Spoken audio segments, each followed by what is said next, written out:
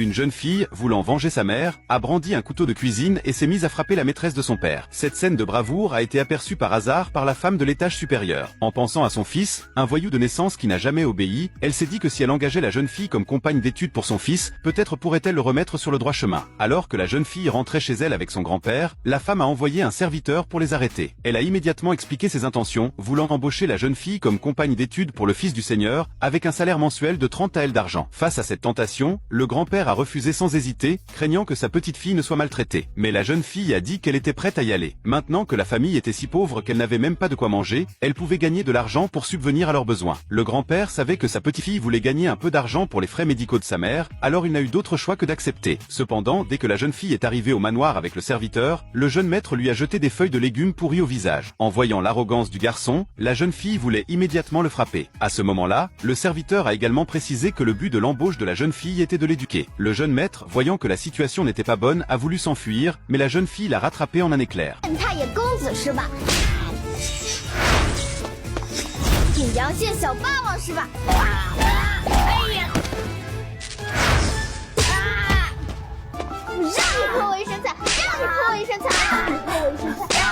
Ainsi, le premier jour de l'arrivée de la jeune fille au manoir, elle a donné une raclée au jeune maître. En voyant cela, non seulement la femme n'a pas blâmé la jeune fille, mais elle a également demandé au serviteur de lui apporter des vêtements propres. Le jeune maître à côté grinçait des dents de colère et jurait de chasser la jeune fille. Alors, lorsque le serviteur apportait à manger à la jeune fille, il a rencontré le jeune maître qui cherchait à se venger. Apprenant que le bol de boisson froide était destiné à la jeune fille, il l'a immédiatement saisi et y a uriné. Puis il a demandé au serviteur de l'apporter. Le serviteur a immédiatement montré sa réticence. Le jeune maître, voyant que le serviteur n'osait pas l'apporter, a décidé de l'apporter lui-même. Il est rapidement arrivé dans la chambre de la jeune fille. Craignant qu'elle ne veuille pas boire l'urine dans le bol, il a dit que c'était pour s'excuser. Il pensait qu'après avoir bu l'urine d'enfant, elle ne voudrait sûrement plus rester ici. Cependant, la jeune fille a simplement pris le bol, l'a reniflé et a découvert que quelque chose n'allait pas. Elle lui a demandé s'il avait uriné dedans, mais le jeune maître a nié avec véhémence. Alors la jeune fille lui a dit d'en boire une gorgée d'abord. Le jeune maître a paniqué sur le champ, son expression devenant nerveuse. Voyant que la situation n'était pas bonne, il s'est enfui de peur. Mais comment la jeune fille le laisserait-elle partir? Elle a pris la tasse et l'a forcé à boire. Cela a rendu le jeune maître furieux. Il a immédiatement appelé 2 serviteurs pour s'en prendre à la jeune fille. Celle-ci, sans paniquer, a bu une gorgée d'eau dans un tube de bambou et l'a craché au visage des 2 hommes. Ils ont immédiatement crié de douleur. Il s'avérait que le tube contenait de l'eau au piment. À ce moment-là, le jeune maître n'a pas non plus pu s'échapper. En un instant, les 3 hommes étaient à terre, souffrant. Et dans le mois qui a suivi, le jeune maître était soit en train de se faire battre, soit sur le point de se faire battre. Sa mère, en voyant son fils le visage tuméfié, a affiché un sourire satisfait, parce qu'il y avait enfin quelqu'un capable de soumettre son fils. Elle voulait même que la jeune fille devienne sa belle-fille quand elle serait grande. Elle a donc augmenté le salaire